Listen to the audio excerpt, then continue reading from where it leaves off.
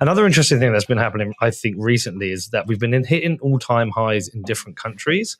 Mm-hmm. Yes. And every country we've hit all-time high before the USD just proves we've been debased against them. Like the British pound was yesterday. 100%. I've actually noticed myself that when you look at either Bitcoin or gold or whatever asset, because they're the kind of assets that trade in every currency, right? I'm not looking at the S&P 500 in AUD, but I am looking at Bitcoin and gold in Australian dollars because it's an international currency for many regards.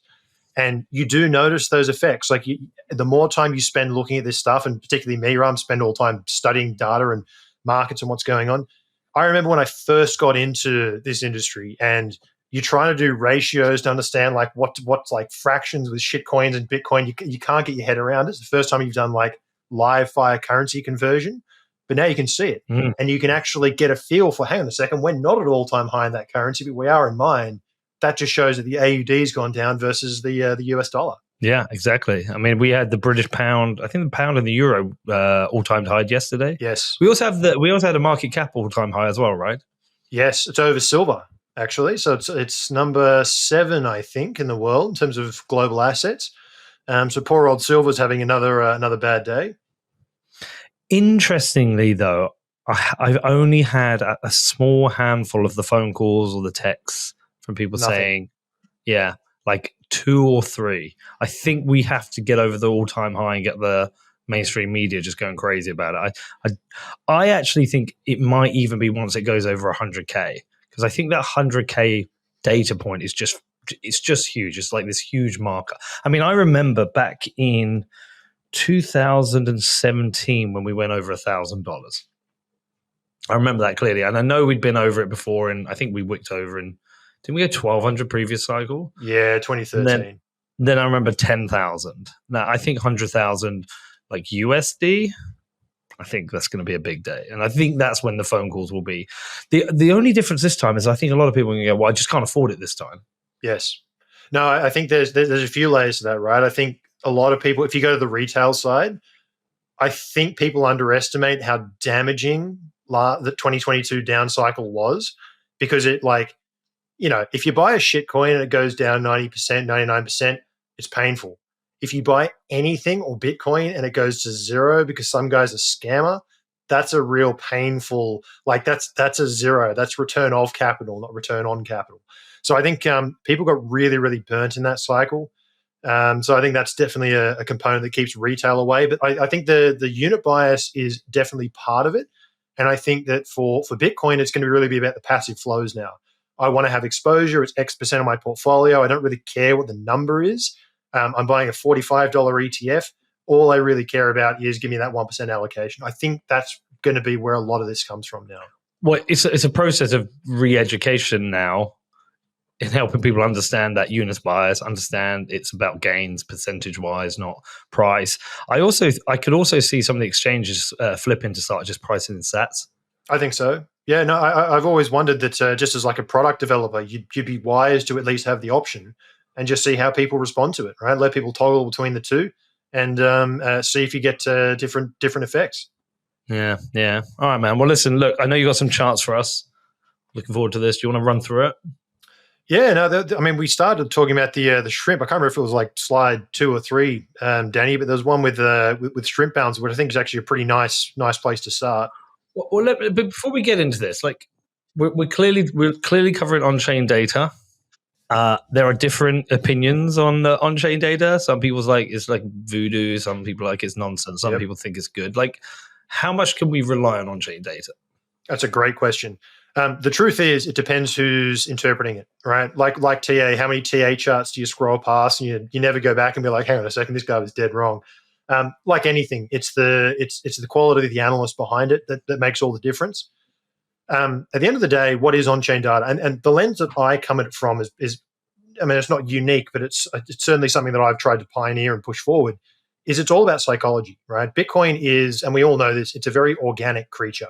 It captures something that no other, even when you look at the price chart, there's just something very organic about it. Everything comes in twos. You get like 2 pumps or 2 rounded tops or 2 triangles in 2017, 19. There's just something about it that's quite structural.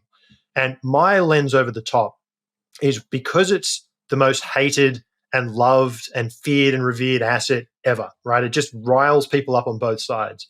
You get a very human response. And my lens is that it's essentially human psychology, right? What is price?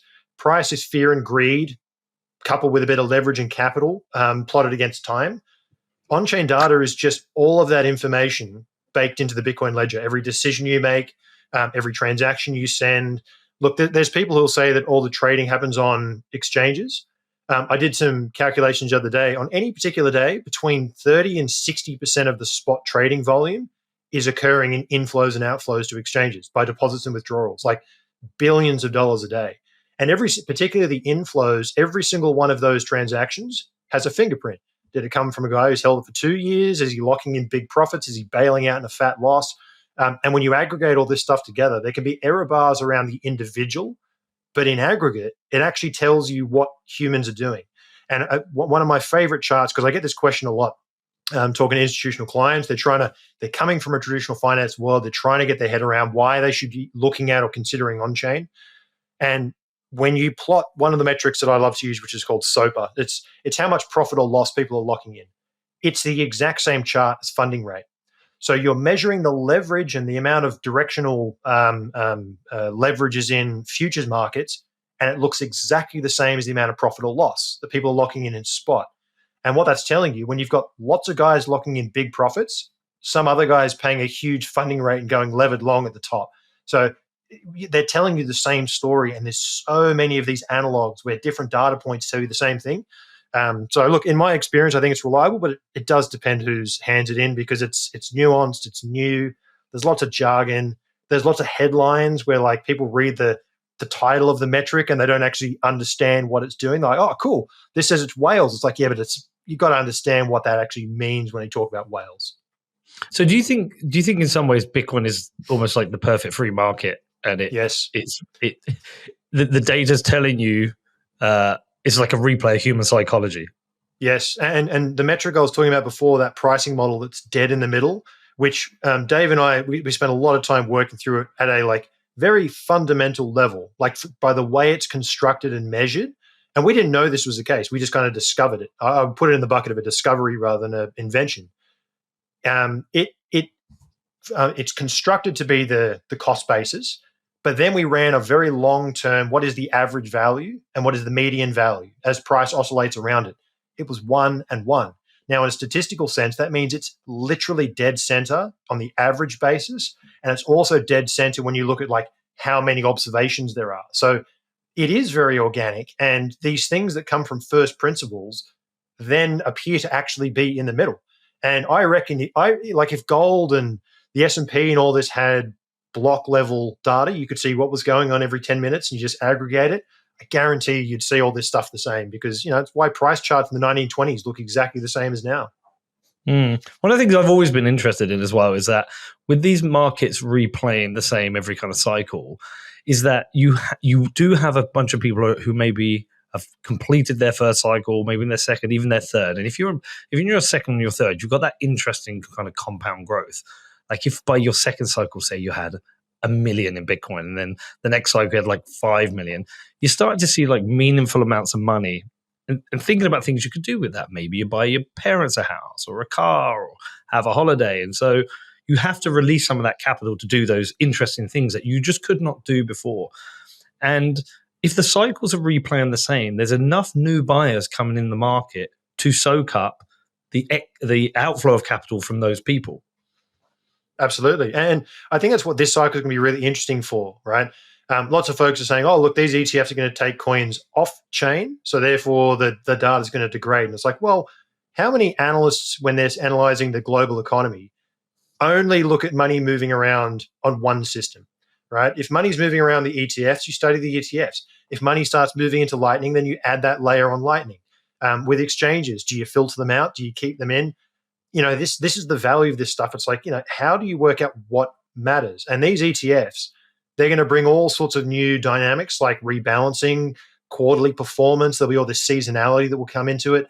But we're already we're only talking about single-digit percentage of the coin supply. So whilst it's very meaningful right now, it's because it's coming from zero, right? We're going from zero to a couple of billion. Once it's at 50 billion, which is the size of gold. And I saw a chart the other day. I think we're actually 50% of the gold ETFs already, which is pretty brutal. But once we get to these meaningful size, the ETFs will kind of hit a saturation-ish kind of level where it starts having more of the rebalancing flows. You can't have $500 million every day forever. Maybe you can. We'll find out. But it's one of these interesting dynamics where we're going to see how market structure shifts as a result. But it depends. It may cap out at 5, 6, 7% of all supply, and that's not really enough to kind of move the needle in some ways. We'll find out.